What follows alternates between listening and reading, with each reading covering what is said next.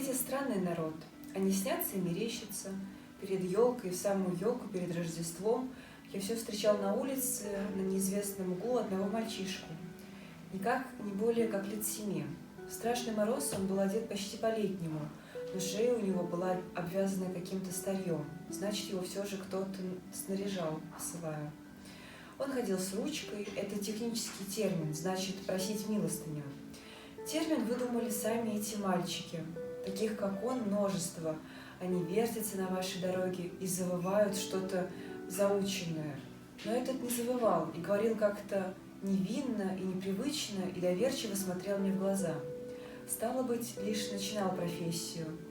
На расспросы мои он сообщил, что у него сестра сидит без работы, больная, может и правда, но только я узнал потом, что этих мальчишек тьма тьмущая, их высылают с ручкой хотя бы в самый страшный мороз. Если ничего не наберут, то, наверное, их ждут побои. Набрав копеек, мальчик возвращается с красными, окоченевшими руками в какой-нибудь подвал, где пьянствует какая-нибудь шайка халатников, из тех самых, которые, забастовав на фабрике под воскресенье, в субботу, возвращаются вновь на работу не ранее, как в среду вечером. Там, в подвалах, пьянствуют с ними их голодные битые жены, тут же пищат голодные грудные их дети, водка и грязь, и разврат, а главное — водка. С набранными копейками мальчишку тотчас же посылают в кабак, и он приносит еще вина. Забаву и ему иногда нальют в рот косушку и хохочут, когда он с перекосившимся дыханием упадет чуть не без памяти на пол. И в рот мне водку скверную, безжалостно вливала. Когда он подрастет, его поскорее сбывают куда-нибудь на фабрику, но все, что он зарабатывает, он опять обязан приносить к халатникам, а те опять пропивают. Но уж и до фабрики эти дети становятся совершенными преступниками.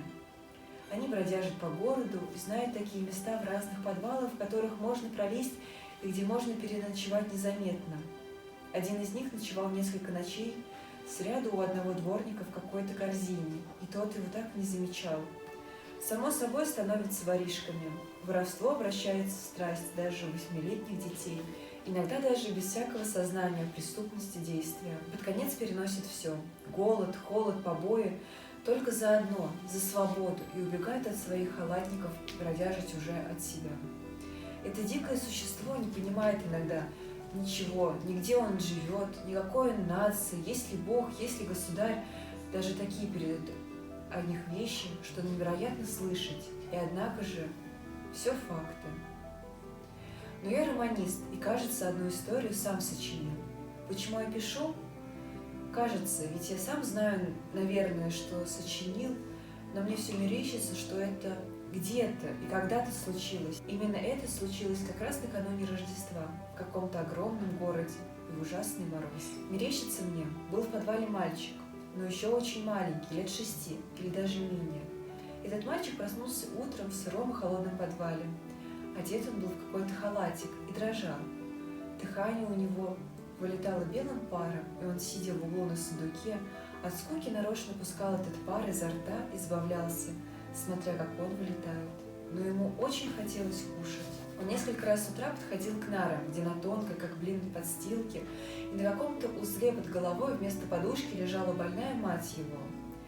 Как она здесь очутилась? Должно быть, приехала со своим мальчиком из чужого города и вдруг захворала. Хозяйку углов захватили еще 2 дня тому назад в полицию. Жильцы разбрелись. Дело праздничное, а оставшийся один халатник уже целые сутки лежал мертвым пьяным, не дождавшись и праздника. В другом углу комнаты стонала от ревматизма какая-то 80-летняя старушонка, жившая когда-то и где-то в няньках, а теперь помиравшая одиноко, охая, брюзжая, ворча на мальчика, так что он уже стал бояться подходить к ее углу близко. Напиться-то он где-то достал в сенях, но корочки нигде не нашел, и раз 10-й уже подходил разбудить свою маму. Жутко стало ему, наконец, в темноте. Давно уже начался вечер, а огня не зажигали. Ощупав лицо мамы, он подивился, что она совсем не двигается и стала уже такая холодная, как стена. «Очень уж холодно здесь», — подумал он. Постоял немного, бессознательно забыв свою руку на плече покойницы, потом дохнул на свои пальчики, чтобы отогреть их, и вдруг, нашарив на нарах свой картузишко, потихоньку ощупью пошел с подвала. Он еще бы и раньше пошел, но все боялся вверху, на лестнице, большой собаки, которая выла весь день. Но собаки уже не было, и он вдруг вышел на улицу. Господи, какой город! Никогда еще он не видел ничего такого. Там, откуда он приехал, по ночам такой черный мрак, один фонарь на всю улицу.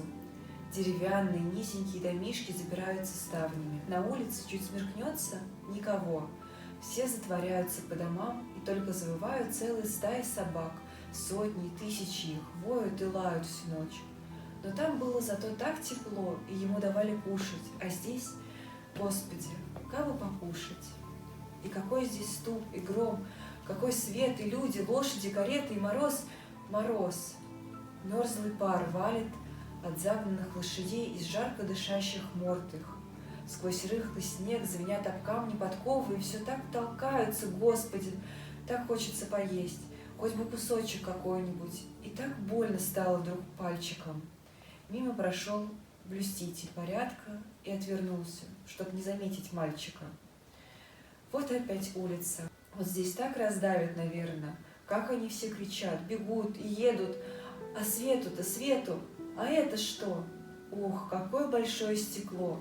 А за стекло комната, а в комнате дерево до потолка. Это елка. А на елке сколько огней золотых бумажных и яблок. А кругом тут же куколки, маленькие лошадки. А по комнате бегают дети, нарядные, чистенькие, смеются, играют и едят, и пьют что-то. Вот эта девочка начала с мальчиком танцевать. Какая хорошенькая девочка. Вот и музыку сквозь стекло слышно. Глядит мальчик, дивится, уж и смеется, а у него болят уже пальчики и на ножках, а на руках стали совсем красные, уж не сгибаются и больно пошевелиться. Вдруг вспомнил мальчик про то, что у него так болят пальчики, заплакал и побежал дальше. И вот опять видит он сквозь другое стекло комнату. Опять-то деревья, но на столах пироги всякие, миндальные, красные, желтые. И сидят там 4 богатые барыни. А кто придет, они тому дают пироги. И отворяется дверь поминутно. Подкрался мальчик, отворил вдруг дверь и вошел. Ух, как на него закричали и замахали. Одна барыня подошла поскорее и сунула ему в руку копеечку, а сама отворила ему дверь и на улицу. Как он испугался. А копеечка тут же выкатилась и зазвенела по ступенькам. Не мог он ее согнуть своими красными пальчиками, передержать ее. Выбежал мальчик, пошел поскорей, а куда — сам не знает. Хочется ему опять заплакать, да уж боится, и бежит, и на ручки дует, и тоска берет его, потому что стало ему вдруг так одиноко и жутко. И вдруг, Господи, да что это опять такое? Стоят люди толпой и дивятся. На окне за стеклом 3 куклы, маленькие, разодетые в красном и зеленом платьицах, и совсем-совсем живые. И совсем-совсем как живые. Какой-то старичок сидит и будто бы играет на большой скрипке. 2 других стоят тут же и играют на маленьких скрипочках. И в такт качают головками. И губы у них шевелятся. Говорят, совсем говорят, только вот из-за стекла не слышно. И подумал сперва мальчик, что они живые. И как догадался совсем, что это куколки, вдруг рассмеялся. Никогда он не видел таких куколок и не знал, что такие есть.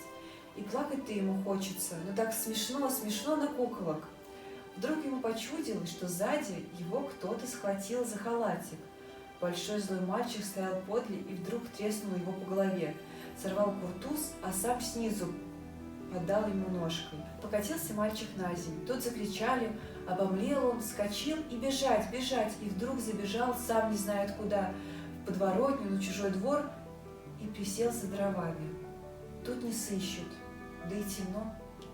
Присел он и скорчился, а сам отдышаться не может от страху, и вдруг, совсем вдруг стало так ему хорошо, ручки и ножки вдруг перестали болеть, и стало так тепло, как на печке. Вот он весь дрогнул. Ах, да ведь он было заснул. Как хорошо тут заснуть. Посижу здесь и пойду опять посмотреть на куколок, подумал мальчик и усмехнулся, вспомнив про них. Совсем как живые. И вдруг ему послышалось, что над ним запела его мама песенку. «Мама, я сплю. Ах, как тут спать хорошо! Пойдем ко мне на елку, мальчик!» — прошептал над ним вдруг тихий голос. Он подумал было, что это все его мама, но нет, не она. Кто же это его позвал? Он не видит, но кто-то нагнулся над ним и обнял его в темноте. А он протянул ему руку, и вдруг, о, какой свет! О, какая елка! Да и не елка это, он и не видал еще таких деревьев. Где это он теперь? Все блестит, все сияет кругом, все куколки. Но нет, это все мальчики и девочки, только такие светлые, все они кружатся около него, летают, все они целуют его, берут его, несут с собой, да и сам он летит, и видит он, смотрит его мама и смеется на него радостно.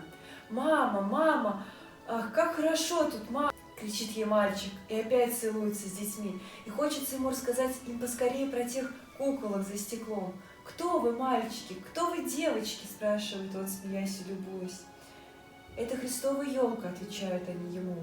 У Христа всегда в этот день елка для маленьких деточек, у которых там нет своей елки. И узнал он, что мальчики и девочки все были все такие же, как он, дети. Но одни замерзли еще в своих корзинах, в которых их подкинули на лестнице к дверям петербургских чиновников. Другие задохлись у чухонок от воспитательного дома на прикормление. Третьи умерли у иссохшей груди своих матерей во время самарского голода. Четвертые задохлись в вагонах третьего класса от смраду. И все-то они теперь здесь. Все они теперь как ангелы, все у Христа.